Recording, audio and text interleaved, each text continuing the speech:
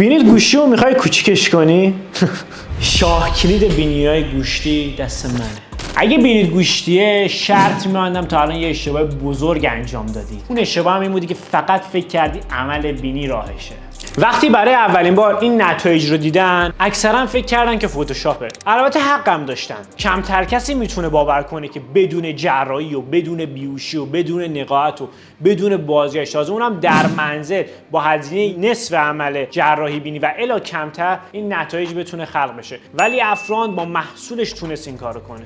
این روش حاصل سالها آزمایش و تحقیقات دکتران داروساز افران هستش و برای همه مناسب نیست. یعنی اگه بینی استخوانی داری، این روش من اصلا به شما توصیه نمی‌کنم و همچنین تجویزم نمی‌کنم. ولی اگه بینی گوشتی یا نیمه گوشتی هم دارین، باز هم اول باید بینی توسط متخصصین ما آنالیز و بررسی بشه که به صورت کاملا رایگان هم انجام میشه. کافیه کلمه من رو همینجا کامنت کنی تا داخل دایرکت توضیحات و نحوه مشاوره راجع به این محصول ارسال بشه.